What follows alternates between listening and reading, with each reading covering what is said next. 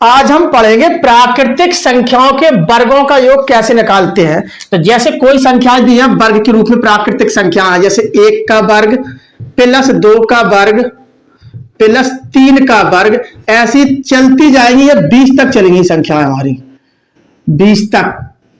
वर्गों का योग, वर्गों का योग, योग ये है। हमें इनका योग ज्ञात करना है, तो इस फार्मूले पर हम इसको करेंगे। n ब्रैकेट में n प्लस 1, फिर ब्रैकेट में 2n प्लस 1 बट्टे के नीचे 6 बट्टा 6 लगाएंगे हम। अब n का मतलब क्या होता है? n होती है लास्ट वाली, ये होती है n को इंडिकेट ये करती है लास्ट वाली संख्या, मतलब टोटल संख्या नंबर कितने हैं? 20 है। यहां पर वर्ग नहीं लिख पाया, 20 का वर्ग था ये, तो लास्ट वाली संख्या n होती है, इस पर मान लगाएंगे आप। तो कैसे करेंगे? देखो यहां पर, तो लास्ट वाली संख्या 20 है, 20 गुणित, यहां 20 में 1 जुड़ जाएगा तो 21 गुणित, यहां कितना हो जाएगा? 20 n हो गया 20, 20 में 1 जुड़ गया 21, गुणित का निशान लगेगा यहां।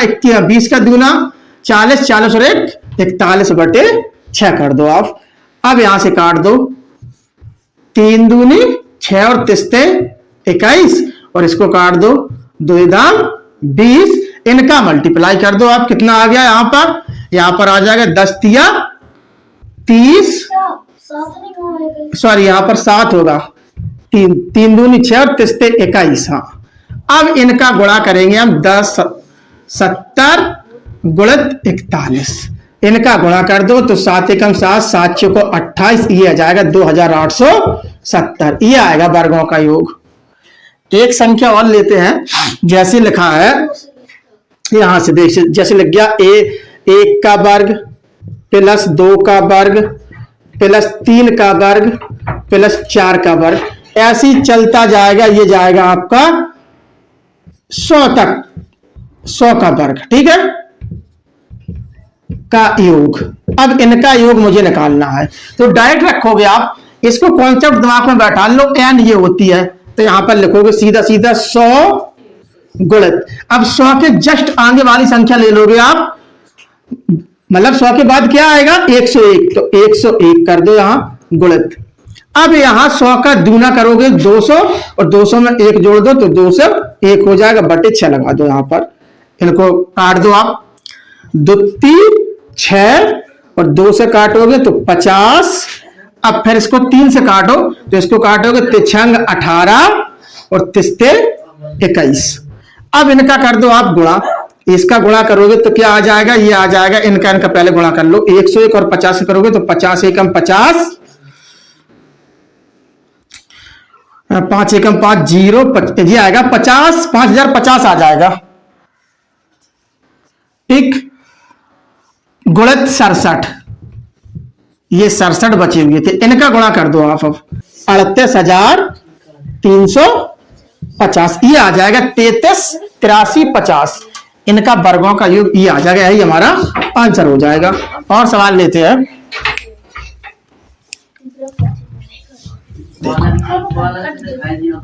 का अगर संख्या प्राकृतिक रूप में ना हो, अलग से लिखी हो, ऐसे जैसे लिखा है 5 का वर्ग प्लस 6 का वर्ग प्लस 7 का वर्ग, ऐसी चलती जाएगी, यहां से हो जाएगा 20 का वर्ग का योग। अब ये फार्मूला सीधा काम क्या करता है? यदि क्रमांकन लिखी होती 1 से लेकर 20 तक लिखी होती संख्याएं, तो इसको बड़े आसानी से इसी पे लगा देते, सॉल्व हो जाता। लेकिन यहां संख्या 5 से लिखी है, और यहां पर कितनी संख्या छूटी? 1 से लेकर 4 तक वर्ग संख्या छूट गई हमारी।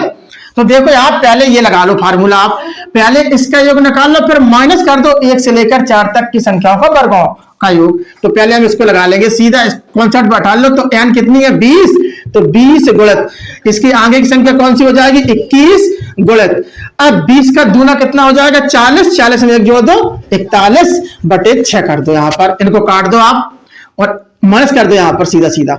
अब माइनस यहां क्यों किया हमने? देखो, क्योंकि यहां से 1 से लेकर 4 तक संख्याओं के वर्गों का योग छूट रहा है, तो यहां पर अंतिम संख्या क्या हो जाएगी? 4 हो जाएगी, 4 गुणित, आगे वाली संख्या क्या हो जाएगी? 5 गुणित।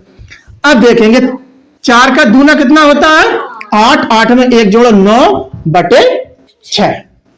ठीक, अब इनको काट दो, 2 से काटो, 2 × 6 और 2 दाम 20, फिर 3 से काटो, 3 21।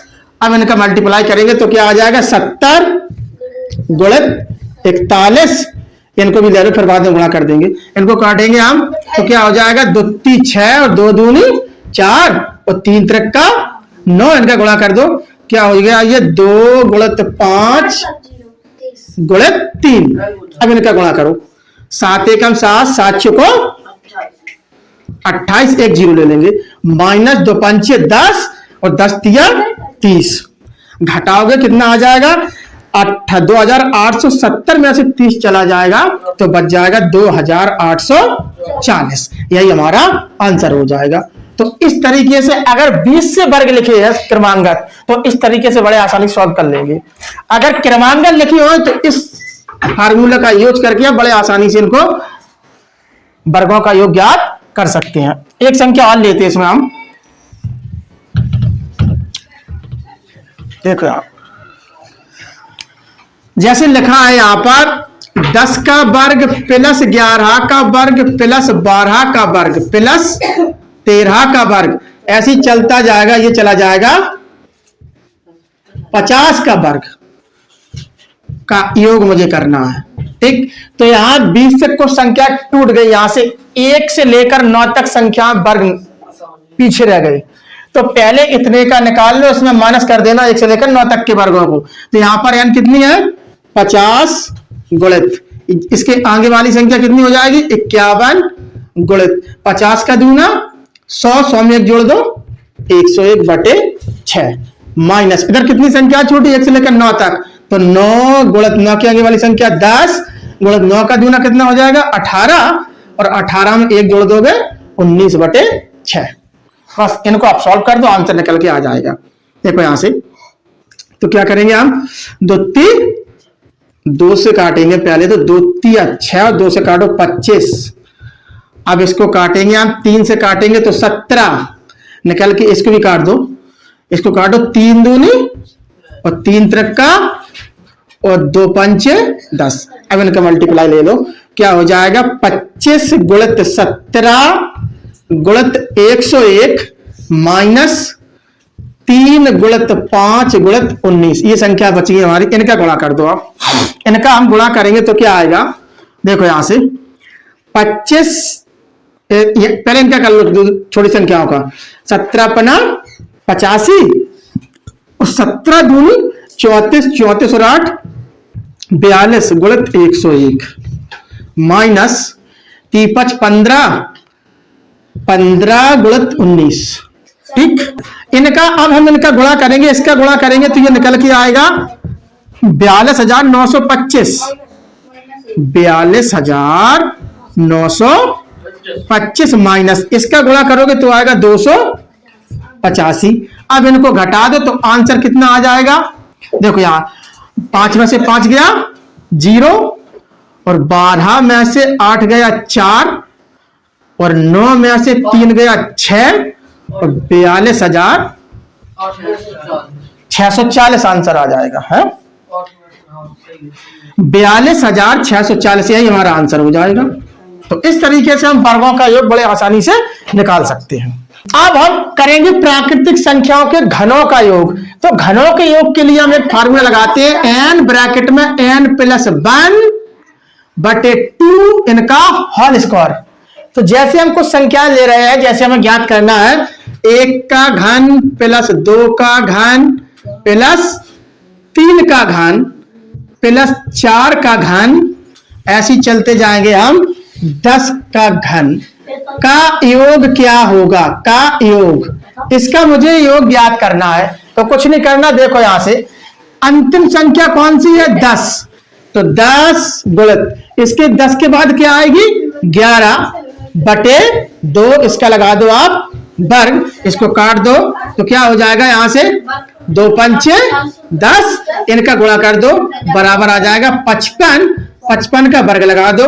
तो शॉर्ट ट्रिक से वर्ग कैसे कर देंगे, 5 का वर्ग कर दो 25, इनका आपस में गुणा कर दो, हाथ से लगाई 2 × 5 = 25 25 की दूनी 50, 50 में 2 जोड़ो 52 और 50 25 और 5 30, तो इसका वर्ग आ जाएगा 30 25। इनके घनों का योग हो जाएगा 3025। एक संख्या और लेंगे इसमें हम, जैसे मुझे करना है 1 का घन प्लस 2 का घन प्लस 3 का घन, ऐसे ही हम चलते जाएंगे।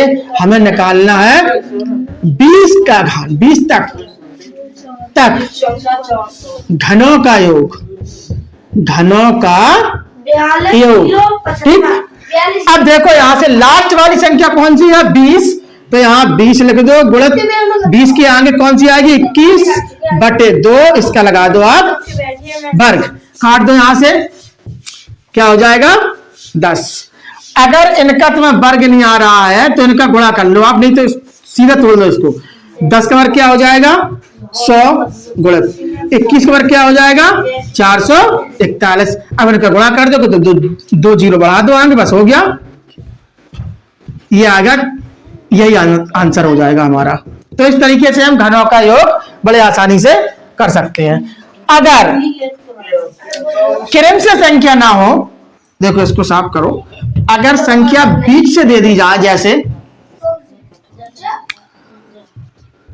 5 का घन प्लस 6 का घन प्लस 7 का घन, ऐसे चल गए 10 का घन तक घनों का योग, घनों का योग।